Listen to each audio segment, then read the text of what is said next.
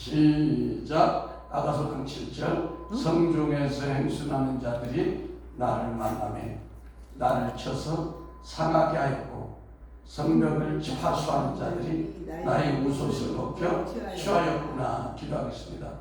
사랑의 아버지는 오늘 물러간 나의 사랑 아버지 이 편을 증거하기 원합니다. 말씀이 생명되게 하옵소서. 예수 그리스도 이름으로 기도했습니다. 아멘. 하나님께 영광에 감사합니다.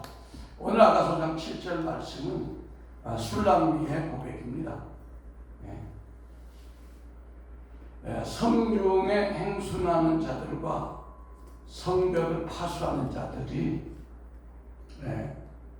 하나님의 백성을 지도하고 보호하기 위한 영적인 그 권위자들, 오늘날 말하면 총회장이라든지 또 능력을 가진 어떤 그런 부흥사, 능력사역자들을 얘기합니다.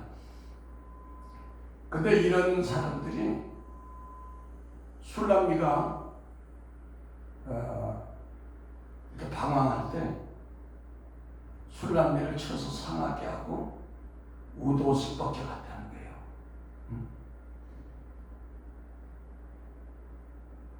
그래서 정결하고 향기나고 흠없는 새우, 하나님께 속한 새 사람이요, 새 사람의 행실을 입으라고 주님의 부르심에 억지로 응답하고 문을 열 결과 주님의 임재를 잃은 신부에게 정결하고 향기나고 흠없는 새우, 하나님께 속한 새 사람이요, 새 사람의 행실을 입히기 위해서 준비하신 도구가 누구다? 영적인 지도자들과 영적인 권위자들입니다. 왜? 하나님은 술람미로 하여금 향기나는 새우, 새 사람의 옷을 주기를 원하는데 술람미가 어떻게 했어요? 술람미가 게으름을 폈어요. 영적 게으름을 피운 결과 어떻게 됐어요? 이제 하나님이 흠없는 새옷과 새 사람을 만들기 위해서 성벽을 파수하는 자, 성을 행순하는 그런 영적 권위자들을 이제 붙이게 만든 거예요. 왜냐하면 술람미가 다 큰 것 같지만 영적인 청년의 믿음이 됐지만 저를 보세요. 아직도 신부로서의 흠없는 새우, 하나님께 속한 새 사람의 옷이 되기 위해서는 영적 지도자들과 영적 권위자들의 도움이 필요하기 때문에 하나님은 사람이 보기에는 멀쩡한 성숙한 신부인 술람미를 쳐서 상하게 하고 웃옷을 벗겨 취하는 것이 하나님의 입장에서는 그것이 맞는 겁니다. 만약 우리 가운데 우리의 웃옷인 영적인 자존심과 여러분의 영광을 취하는 영적 권위자들이 있다는 것은 여러분들이 불행한 것이 아니라 여러분들을 성도들의 옳은 행실이 빛나고 깨끗한 세마포를 입혀주기 위한 하나의 과정이라는 거예요. 그래서 반드시 영적 청년의 때인 그 신부의 심령을 때로는 상하게 하고 우도, 곧 자존심과 그 신부의 영광을 벗겨 취하는 영적 권위자들이 필요하다는 겁니다. 왜? 그들이 없다면 영적인 승진, 영적인 진급이 안 되는 거예요. 그 자리에 머물러 있는 거예요. 왜? 아직도 신부 속에는 지난번에 그 술람미가 뭐 이렇게 했어요? 그 신랑이 와서 문을 열어달라고 했는데 내가 옷을 벗었고 내가 발을 벗었는데 어찌 내가 다시 자다가 일어날 수 있는가? 이렇게 영적 게으름을 불렀어. 그러니까 아직도 그 자아 속에 남아있는 더럽고 냄새나는 자존심, 교만, 이런 것들을 영적 권위자를 통해서 깨뜨리기 원하신 거예요. 아멘. 그러니까 이런 영적 청년의 믿음에 있는 사람은 어떻게 영적 어린 나이가 연단을 할 수 있겠습니까? 모르는데. 그러니까 영적 청년의 믿음에 장성한 신부는 그들보다 믿음이 더 크고 더 성숙한 그런 영적 권위자들을 하나님께 붙이는 겁니다. 네? 가는 말이 채찍이라. 이런 까닭으로 지금 영적 청년의 믿음에 이른 슐람미 신부를 아무나 이제 건드릴 수가 없어요. 너무 커서.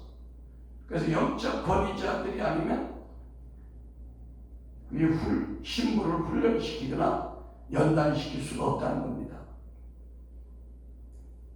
지금 여러분의 삶 가운데 여러분의 그 심령을 때로 상하게 하고 여러분의 영적 자존심을 때로 깨뜨리기 위한 영적 권위자들이 있다면 오히려 그분들에게 감사하시기 바랍니다. 아멘. 아멘. 예, 바울 사도가요. 계급으로 봐서는 계급이라 그러지만 베드로 사도가 그 당시 예루살렘 총회장님이야. 바울 사도는 뭐야? 그냥 유명하게 하고 능력이 있지만 선교사야, 선교사.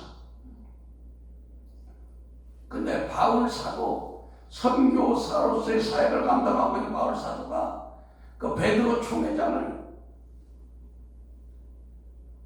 그냥 의도서 그냥 벗겨버렸어요. 응? 왜?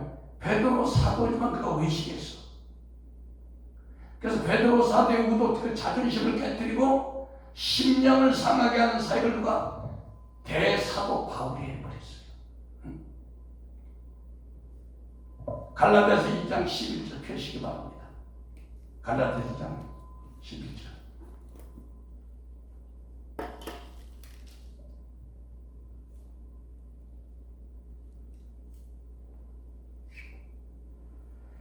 갈라디아서 2장 11절 시작. 게바가 안디옥에 이르렀을 때 책망할 일이 있기로 내가 저를 위한 죄가 되노라. 야고보에서 온 어떤 이들이 이르기 전에 게바가 이방인과 함께 먹다가 저희가 오매 그가 할례 자들을 두려워하여 떠나 물러가매 남은 유대인들도 저와 같이 외식함으로 바나바도 저희의 외식에 유혹되었느니라.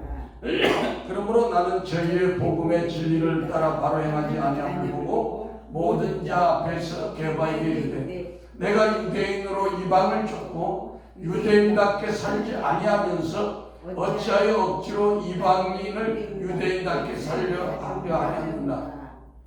우리는 본래 유대인이 아니요 이방 죄인이 아니로되 사람이 의롭게 되는 것은 율법의 행위에서 나는 것이 아니요 오직 예수 그리스도를 믿음으로 말미암은 줄 아는므로 우리도 그리스도 예수를 믿나니 이는 우리가 율법의 행위에서가 아니고 그리스도를 믿음으로 의롭다함을 얻으려 함이라. 율법의 행위로서는 의롭다함을 얻을 죄가 없느니라. 자, 바울은 베드로를 개인적으로 망신을 주기 위해서 그런 게 아니라 공개적으로 베드로의 외식을 견책했다는 것입니다. 왜? 베드로의 그 잘못이 너무 심각하기 때문에 이걸 나서는 큰일 날 거예요. 예루살렘 교회가 총회인데 총회장이 잘못된 길을 가면 전체 다 무너지는 거예요. 그래서 바울은 작정을 하고 바울이 얼마나 정직하고 용감합니까? 바울은 예루살렘에서와 달리 안디옥에서 이 성경을 보면 예루살렘 가서는 베드로한테 착 숙였을 것 같은데 안디옥에 와서는 베드로보다 높은 위치에서 막 꾸짖은 것 같은데 이것은 그런 게 아니라 바울이 진리에 대해서 누구와도 사업하자는 거야. 알겠습니까? 왜? 베드로의 잘못이 너무 명백하기 때문에 이건 견책을 해야 되기 때문에 그렇게 했어요. 왜? 유대인들하고 베드로 같이 식사를 하다가 다른 곳에 유대인들이 온다는 소리를 듣고 깜짝 놀라는 거야. 아우, 유대인들은 이방인들과 상종하는 걸 별로 안 좋아하는데, 그러니까 총회장이 그러니까 사람들이 이제 막 소문날 거 아니야. 유대인들은 복음을 믿어도 이방인들하고 상대하면 안 돼. 이런 소문이 들어가면 안 되잖아요. 그래서 유대인들의 좁고 치우쳐 있는 그런 그 잘못된 신앙관에 대해서 예루살렘 교회 총회장 아니라 천사랄지라도 하나님 앞에서는 잘못을 바로 잡아줘야 되겠다. 그래서 사도 바울이 베드로를 책망한 겁니다. 그래도 베드로가 거기서 반항이 아닌 그걸 수용했습니다. 수용했어요. 왜? 초대교회 당시 유대 출신의 그리스도인들이 이방 출신 그리스도인들과 식사를 꺼리는 사실이 있는데, 그것은 왜냐? 유대인들은 레위기 11장에 있는 정결한 음식과 부정한 음식에 대한 규례를 철저히 지켜왔어요. 오늘날도 복음 시대에도 어떤 분파, 어떤 지금 오늘날도 한국도 그래요. 그 레위기 11장에 있는 먹지만 먹으면 큰일 난다. 뭐 잘못하면 지옥 간다. 막 이 정도로 그거를 가르치기 때문에 지금 그 당시 초대교회 때 유대인들은 더 했죠. 그래서 그런 관습에서 벗어나지 못하고 있을 텐데, 베드로, 총회장님이, 이방인들하고 식사를 하고 있네. 그럼 그거를 복음을 아는 베드로가, 야, 음식은 감사함으로 먹으면 이제 하나님께 영광을 돌리는 거야. 그건 이제 끝난 거야, 그리스도 안에서. 이렇게 얘기를 되는데, 너무 그게 쩔려다 보니까, 이러면 안 되는데, 유대인들이 와서 나를 그러면 큰일 나겠는데, 도망갔다는 거예요. 왜? 레위기 11장에 보면 먹어서 안 될 게 많아요. 비늘 있는 거 먹으면 안 된다는 거죠. 비늘 없는 거 먹으면. 오늘날은 장어, 뱀장어, 추어탕. 추어탕 안 먹습니까? 장어구이 좋아하죠? 바다장어도 맛있고. 그 얘기하니까 또 침이 많이시네. 그 다음에 굽 없는 거, 갈라지지 않는 거, 돼지 족발 안 좋아합니까? 좋아해요?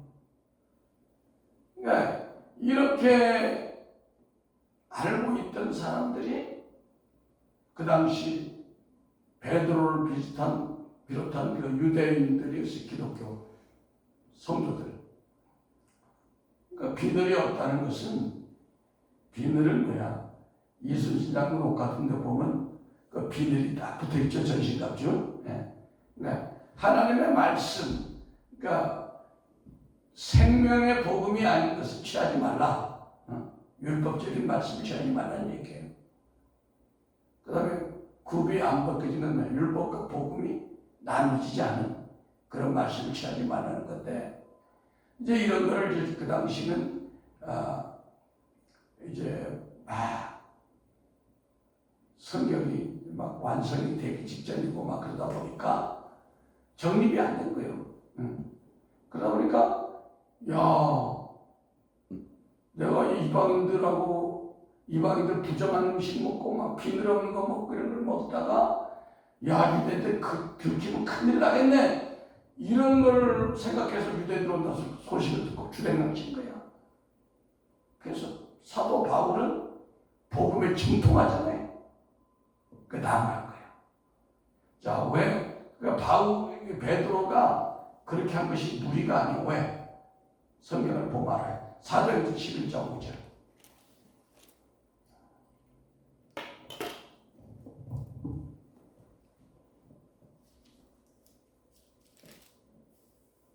사도행전 11장 5절 큰 소리로 시작. 가로되 내가 요파 성에서 기도할 때에 비몽사몽간의 환상을 보니 큰 보자기 같은 것을 내 귀에 메어 하늘로부터 내려와 내 앞에까지 들이오거늘 이것을 주목하여 보니 땅에 네발 가진 것과 들짐승 기는 것과 공중에 나는 것들이 보이더라.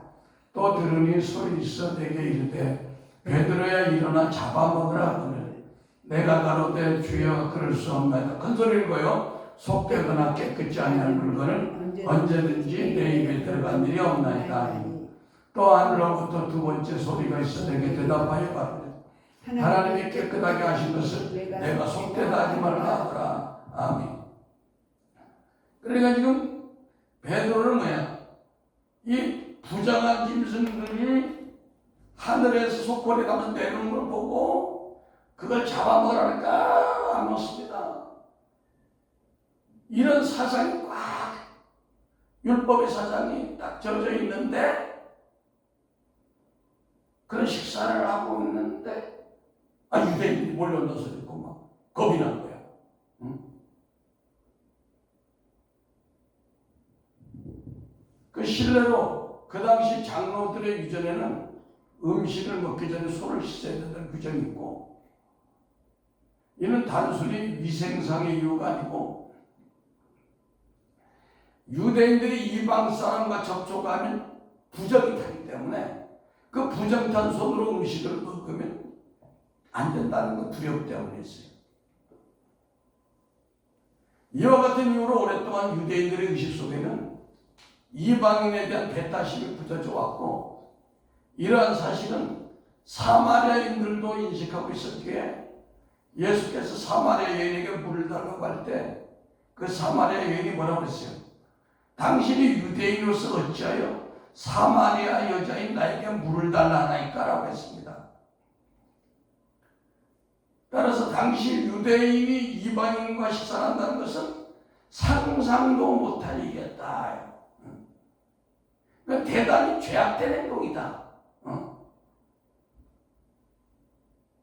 그런데 지금 어때요? 그리스도께서 십자가에서 죽으심으로 구약의 율법을 완성했기 때문에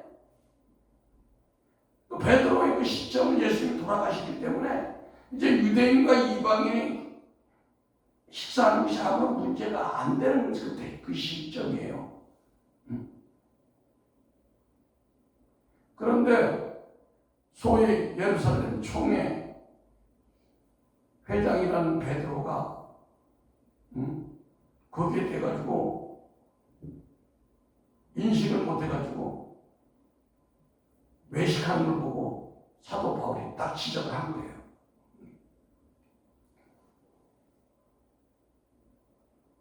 왜냐하면 이 베드로가 이방 사람들과 식사하는 것이 이제 정당한 거야. 예수님이 십자가에서 모든 것을 율법했기 때문에. 근데 예루살렘에서 유대인들이 막 몰려온다니까 이걸 딱 외식한 거야. 혹시 나 그것 때문에 총회장 모하지 말아 갈까? 그렇지는 않겠지만 그 습관상 뭐 베드로가 그런 뭐 두려워서 총회장이 두려워서 베드로가 십자가에 죽기까지 하신 분이 그렇게 하겠어요? 근데 사도 바울 입장에서 야 저걸 놔두면 우리 하나님의 교회가 크게 이게 외식이 넘어가겠구나 큰일 나겠구나.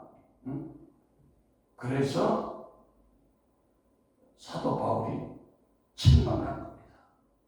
그러면 개인적으로 그냥 가만히 불러서 했으면 괜찮을 텐데 공개적으로 했다는 거예요. 왜? 그랬을까요?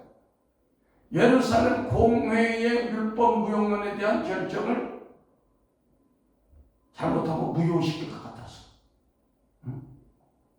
결과적으로 율법주의의 복음이 불복한다는 의미를 줄까 싶어가지고 공적에 있는 최고의 지도자인 베드로의 그 행동의 중요성에 대해서 지금 바울이 아이들 놔뒀다가 큰일 나겠다. 그래서 공개적으로 결정을 한 거예요.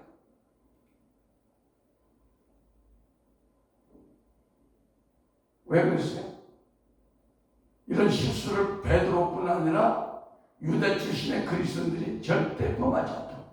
그래서 성경에까지 기록이 된 거야. 이건 지금 뭐냐면 술람미가 청년의 믿음에 달라서 크게 흠잡을 게 없지만 지금 성중을 행순하는 영적 권위자를 통해서 심령을 상하게 하고 우도시다가 영적인 자존심을 깨뜨려버렸어. 왜? 그렇게 더 크게 성장하기 때문에. 가늠하는 재질이라.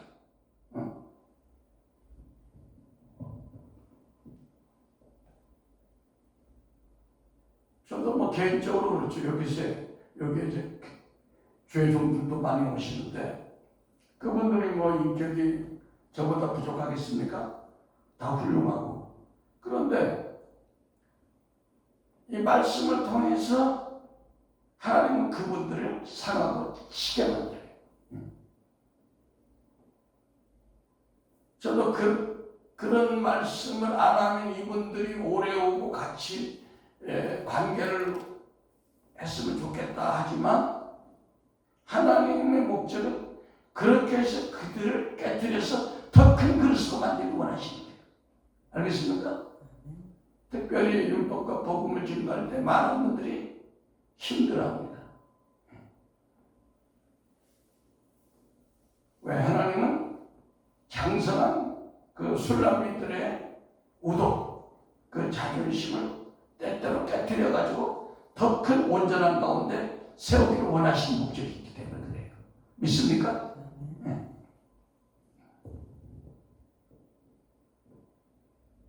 베드로에게 이런 그 외식이 없었더라면 뭐 사도 바울이 지적하지 않겠죠. 근데 베드로의 그 자아를 깨뜨리고 우도, 자존심을 건드리게 된 결과 베드로는 더 큰 장성한 주님의 신부로 아름답게 성장할 수 있는 겁니다. 다윗도 마찬가지. 다윗도 그가 골리앗도 때려 죽이고 얼마나 전쟁에 나가면 그가 이길 수는 만만이고 사울은 천천인데 그것 자체로 얼마나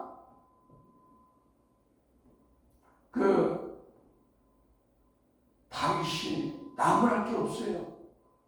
그런데 사울왕과 같은 고약한 영적 권위자를 만나가지고 기름 부음을 뺏기고 심지어 목숨을 부지하기 위해서 수많은 세월을 도망다니고 수모를 당하고 왕으로 기름 부음 받은 당시 그 권위의 옷을 뺏기는 그 수모를 당했어요.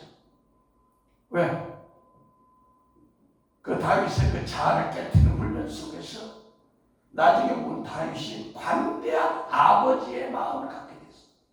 아버지의 마음.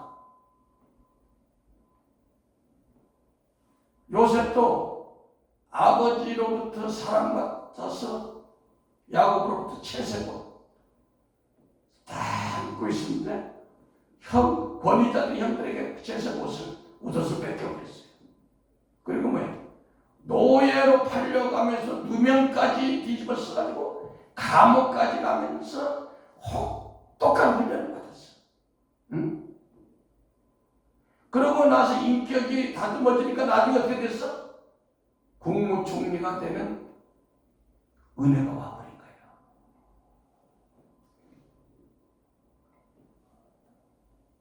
여러분, 예수님까지도 십자가에서 겉옷과 속옷을 다 뺏겨버렸어요. 그래, 성화에는 벗지 않고 이렇게 아래를 가리고 나오지만 성경은 다 벗겨버렸다는 거예요. 창조주가 피조물 한 거예요. 주님의 신부는 정결하고 향기나고 흠없는 새옷, 하나님께 속한 새 사람이요.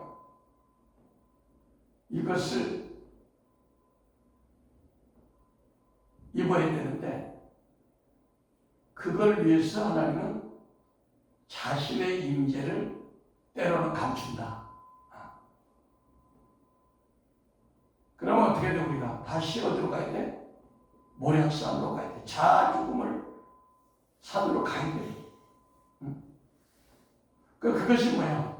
내가 잘 안 되니까 영적 권위자들 여러분에 붙이는 거예요. 그래서 자아를 쳐서 상하게 하고 우도세 상징되는 자존심을 깨뜨려 버리는 거예요.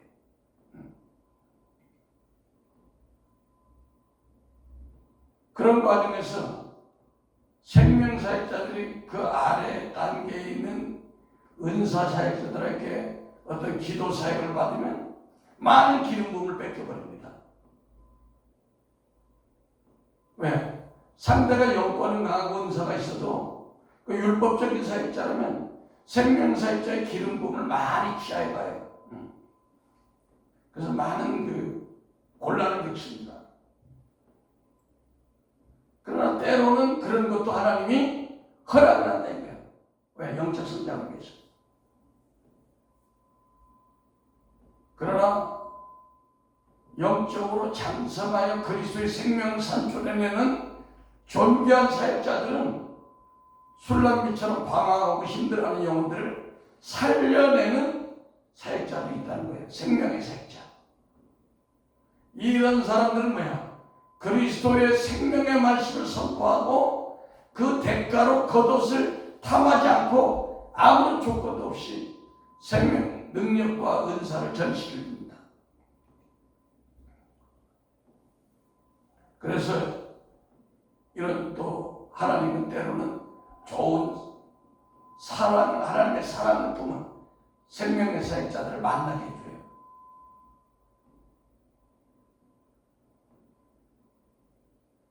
하나님의 영광의 임재를 품고 다니는 사역자들은 아버지의 마음으로 술람미처럼 방황하는 영혼들을 사랑해서 그 영혼들을 치료하고 회복시켜주고 강력한 기름 부음으로 영적 멍에를 꺾어줍니다. 그래가지고 십자가의 말씀, 생명의 말씀으로 자아의 옷을 벗겨주어서 새 사람을 만들어주는 영적 아비 된 자들도 있다는 겁니다. 이사야 3장 22절 24절에 보면 손거울과 세마포과 머리수건과 거울을 제하시리니 그때 썩은 냄새가 향을 대신하고 노끈이 띠를 대신하고 대머리가 숱한 머리털을 대신하고 굵은 묘시 화려한 옷을 대신하고 자자한 흔적이 고운 얼굴을 대신할 것이며. 얘기는 뭐냐면 하나님의 영광을 품고 사는 주님의 사랑을 가지고 사역하는 그 영적 아비된 사역자들은 영적으로 방황하는 술람미 여인들에게 사랑으로 다가가서 그 율법적인 겉옷, 종교적인 겉옷을 벗겨주고 오히려 영적으로 방황하는 술람미 여인을 사랑으로 케어해가지고 그 영혼을 회복시켜서 사망의 썩은 냄새가 나는 것을 부활 생명의 냄새로 바꿔주는 귀한 사역을 감당하는 겁니다. 고린도 5장 16절에 이 사람에게는 사망을 쫓아 사망에 이르는 냄새요 저 사람에게는 생명을 쫓아 생명에 이르는 냄새라 누가 이것을 감당하리요.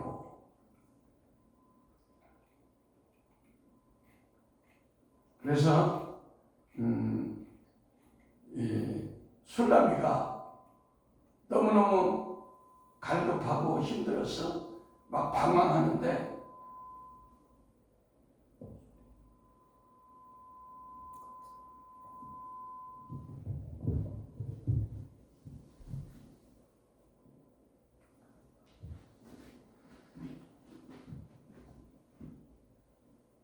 좋은 사역자도 있다는 겁니다. 이사야 58장 한번 보겠습니다.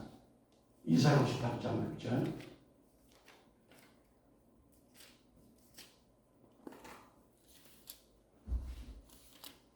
이사야 58장 6절 시작. 나의 기뻐하는 금실은 흉악의 결박을 풀어주며 멍에의 줄을 끌어주며 압제에 당하는 자를 자유케 하며 모든 멍에를 꺾는 것이 아니겠느냐. 또 줄인 자에게 내 식물을 나눠주며 유리하는 빈민을 내 집에 들이며 벗은 자를 보며 입히며 내 고력을 피하여 스스로 숨지 않는 것이 아니냐. 그리하면 내 빛이 아침같이 비칠 것이며 내 치료가 급속할 것이며 내 의가 내 앞에 행하고 여호와의 영광이 내 뒤에 오게 하리니. 아멘. 영적으로 아비된 주의 종들은 이런 밥을 굶는 육의 금식이 아니라 영의 금식을 몸소 실천함으로 하나님 아버지의 마음을 기쁘게 해주는 사역을 함으로 말미암아 술람미처럼 방황해서 고통받는 성도들이 교회 올 때 마귀의 결박을 또 마귀가 씌워준 머리를 영적으로 풀어줘야 된다는 겁니다. 영적으로 풀어줘야 돼요. 영적인 사람이 영적으로 풀어줬죠. 예. 또 유리하는 빈민에게 의식주를 제공해야 된다는 거예요. 그러니까 유리하는 빈민에게 의식주를 제공하는 옷을 공급해줘. 옷. 그렇다고 뭐 교회가 물론 뭐 옷을 막 사다 놓고 오는 사람들 옷을 주면 그것도 좋은 거야. 그거는 육적인 옷이고,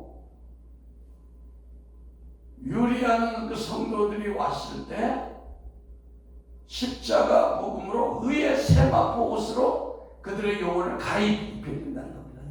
알겠습니까? 그들이 아무리 좋은 옷을 입고 왔다 할지라도 그 영적인 옷은 걸레와 같고 더럽기 때문에 십자가의 복음을 그들에게 선포해서 그들 속에 있는 더러운 죄악의 옷을 벗겨내야 된다는 거예요. 알겠습니까? 계시록 19장 8절에 그에게 빛나고 깨끗한 세마포 옷을 입도록 허락하셨으니 이 세마포 옷은 성도들의 옳은 행실이라. 그 다음에 10. 영적으로 배가 고파 탈진해서 유리하는 성도들이 왔을 때 예수의 피 묻은 생명의 말씀이 증거되어야 된다는 겁니다. 내가 너에게 전한 말이 영이요 생명이라고 했잖아요. 말씀을 들을 때 그들의 그 허기진 것이 채워져야 된다는 거예요. 아멘. 말씀에 허기진 것이 막 채워져. 지금 막 채워지잖아요. 막 생명이 들어가잖아요. 아멘. 근데 요즘 뭐야? 말씀이 홍수 시대야. 물이 없어서가 하는 게 아니라, 먹을 양식이 없어서가 배고픈 게 아니라 먹을 만한 생명의 양식이 없어가지고 그렇다는 거예요. 믿습니까? 생명의 양식이 여러분에게 지금 계속 공급됩니다. 구약의 모든 말씀을 예수님의 십자가의 피에 대한 말씀으로 풀어야 생명이 나오는데, 이 말씀을 윤리 도덕으로 풀기 때문에 생명이 안 나와. 지식만 나와. 레위기 10장 11절에 육체의 생명은 피에 있습니다. 내가 이 피를 너희에게 주어 제단에 뿌려 너희의 생명을 위하여 속죄하게 하였나니 생명이 피에 있으므로 피가 죄를 속한다. 이렇게 말씀했거든요. 그러니까 생명 있는 말씀을 증거해서 영혼이 피곤에 상접하는 영혼들이 오면 이 말씀을 듣고 막 힘을 얻어야 돼. 막 에너지가 팡팡 들어가야 돼. 아멘. 세 번째, 영적으로 유리 방황하는 그런 술람이 같은 성도가 왔으면 그 속사람, 그 사람의 속사람 안에 있는 심령의 성령의 집에 편안하게 안식할 수 있도록 은혜를 베풀어줘야 돼. 그러니까 뭐 물론 육적으로 홈리스, 집에 없는 사람들이 오면 목욕시키고 옷 사주고 밥 먹여주고 방에 재워주는 것도 너무 좋은 거예요. 그러나 그것도 그만 그 못지않게 중요한 것이 뭐다? 그 사람의 내면에 유리 방황하는 영혼을 그 집여야 돼. 그 사람의 심령이 그 사람 집이요. 거기에 하나님의 성령으로 지워주시고 말씀으로 지워주시고 집여줘야 된다는 거예요. 알겠습니까? 집만 있어도 될 일이 아니에요. 집이 있어도 불안해. 그런 사람. 그래야 그래요. 왜? 고린도서 3장 9절에 우리는 하나님의 동역자들이요 너희는 하나님의 밭이요 하나님의 집이다. 그러니까 유리 방황한다고 집에 있어도 유리 방황하는 거예요. 내 집, 심령의 집에 뭘로 채워야 되는데 생명의 말씀으로 하나님의 성령으로 꽉꽉 채워지면 어떤 일이 와? 베드로전서 3장 4절에 오직 마음에 숨은 사람을 온유하고 안정한 심령에 썩지 아니할 것으로 하라. 이는 하나님 앞에 값진 것이다. 그러니까 우리의 속사람을 안정되게 해주는 것이 유리 방황하는 성도들에게 해줄 일이라는 것들이가. 알겠습니까? 그래서 우리는 또 살다 보면 육신적으로 영적 권위자를 만나서 겉옷을 뺏길 수도 있어요. 그러나 그런 걸 만났을 때 내가 왜 이렇게 망신을 당했어? 내가 왜 이렇게 힘들어?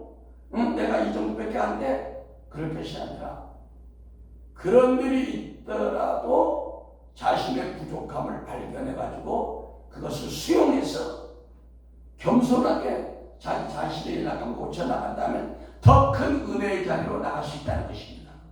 아멘. 왜? 마지막 때는 진리의 좁은 길을 가는 사람은 더욱 좁은 길을 가게 되고 넓은 문으로 들어가는 사람은 더욱 넓은 육신의 세상으로 이제 가는 알곡과 가라지가 이제 확연히 드러나게 되는 영혼의 주스때가 가까이 왔어요. 지금 막 세상에 보세요. 유럽에 막 가물어 가지고 온도가 49도 말이 돼요. 말이 49도 50도. 파키스탄 같은 데는 막 이재민이 3,300만 명인데 막 TV에 보니까 완전히 무슨 뭐 노아의 홍수처럼 막 집이 떠내려. 그래서 이때는 뭐 다니엘서 12장 10절에 많은 사람이 연단을 받아 스스로 정결하게 하며 시기할 것이나 악한 사람은 악을 행하리니 악한 자는 아무것도 깨닫지 못하되 오직 지혜 있는 자는 깨달으리라. 이제 말씀을 마칩니다. 누가복음 6장 45절에 선한 사람은 마음에 쌓은 선에서 선을 내고 악한 자는 그 쌓은 악에서 악을 내나니 이는 마음에 가득한 것을 입으로 말함이라 이렇게 말씀했어요. 이 말씀을 들은 우리 성도님들은 술람리 신부가 겪은 그 연단을 그대로 우리도 통감으로 말미암아 우리에게 어떤 때로의 아픔이 있고 우리에게 어떤 영적 권위자로 지적이 있다 할지라도 그것을 우리가 믿음으로 잘 수용해서 내 것을 발견하고 나면 하나님께 더 높은 자리로 우리를 이끌 줄 믿습니다. 기도하겠습니다. 사랑의 아버지 하나님 감사합니다. 오늘 아버지 귀한 말씀 주시니 감사합니다. 말씀대로 삶에서 이루어가는 저와 모두 될 수 있도록 주여 축복하여 주시옵소서. 감사하며 예수 그리스도 이름으로 기도했습니다. 아멘.